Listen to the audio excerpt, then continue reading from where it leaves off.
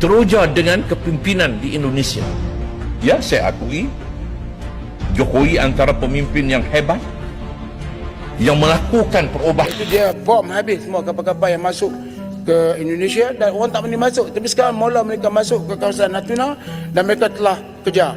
Indonesia nombor 1, kita sekarang terkebawah.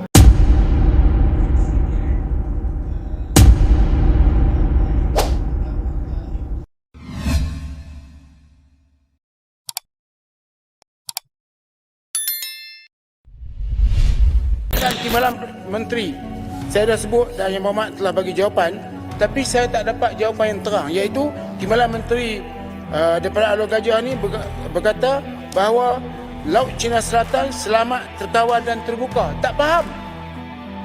Selamatkah Laut Cina Selatan sekarang? Terkawal ke atau tidak?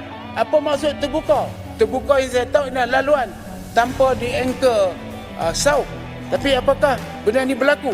Kita lihat bahawa ini Indonesia telah menghalau kapal-kapal nelayan Cina yang cuba masuk ke Indonesia. Indonesia saya ucap tahniah sebab dulu menterinya lagi hebat, iaitu dia bom habis semua kapal-kapal yang masuk ke Indonesia dan orang tak boleh masuk. Tapi sekarang mula mereka masuk ke kawasan Natuna dan mereka telah kejar.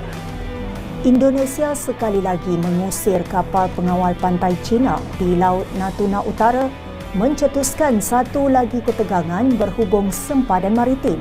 Jurucakap Badan Keamanan Laut Bakamla, Kapten Yohanis Antara, mengesahkan insiden itu berlaku kemarin. Beliau mendakwa ketika KN Pulau Dana 323 berkomunikasi dengan kapal China melalui radio, kapal CCG 5402 mendakwa ia sedang melakukan rondaan di perairan itu dan meminta kapal Indonesia supaya tidak mendekat demi keselamatan pelayaran. Namun permintaan itu tidak diendahkan oleh KN Pulau Dana 323 yang bekerjasama dengan kapal peronda tentera laut yang tujuh. Agensi berita Antara melaporkan Yohanis berkata kapal CCG 5402 milik China itu turut membuat beberapa percubaan lain sepanjang Oktober 2024.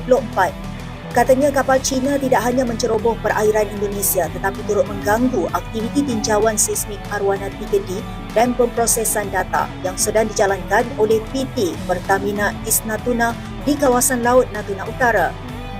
Tambahnya berdasarkan Konvensyen Undang-Undang Laut UNCLOS 1982, pelantar benua Indonesia di Laut Natuna Utara diakui di peringkat antarabangsa yang memberi hak kepada Indonesia untuk mengeksploitasi dan meneroka sumber asli di kawasan itu tanpa sebarang gangguan dari negara lain.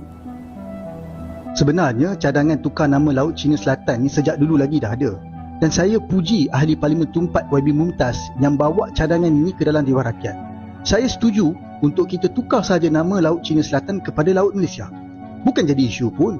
Walaupun kita tukar nama Laut Cina Selatan kepada Laut Malaysia contohnya, belum tentu ianya diiktiraf oleh dunia. Bahkan negara Cina pun tak kisah.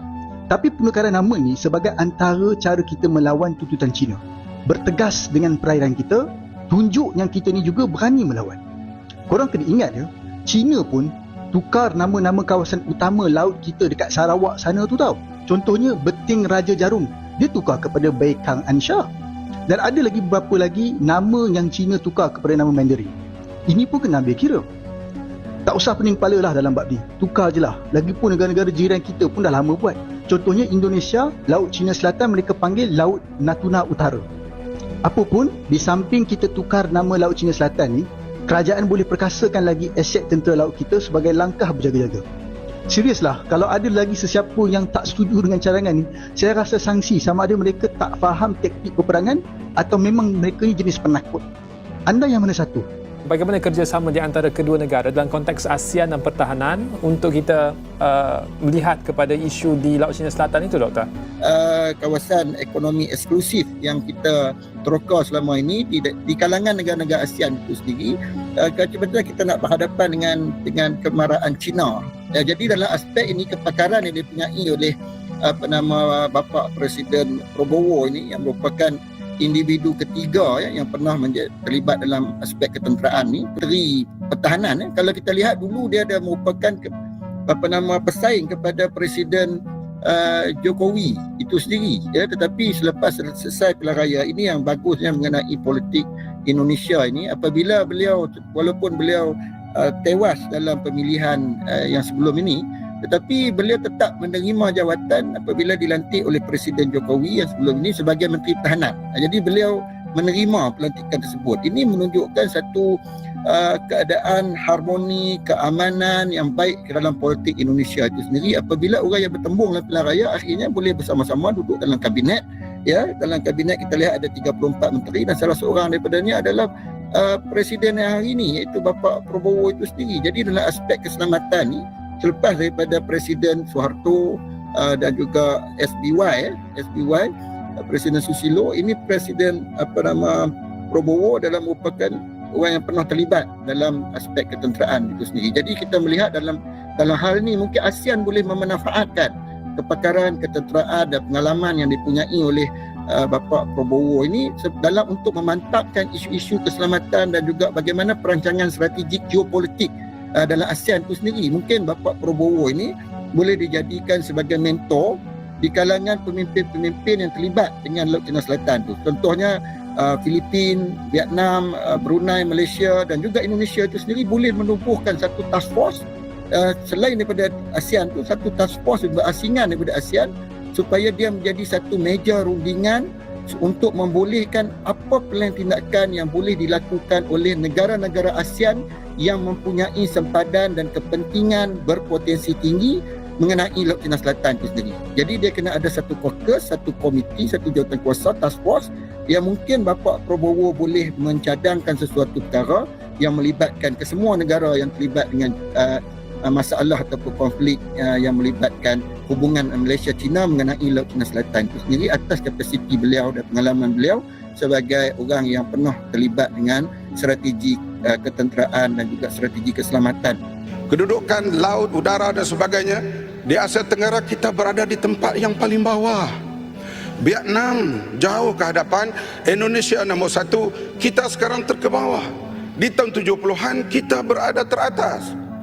Malu kita kalau pergi peringkat antarabangsa sekarang. Balik! Duduk! Duduk! Duduk! Duduk! 66! Duduk! Jahat! Speak up! Saya tak ada masalah kena ditanya, kerana jawapan saya di Singapura, apakah saya berbincang. Bila peguam negara buat keputusan, saya tanya dia betul. Saya bukan bincang keputusan dia. Saya tanya dia apa alasan.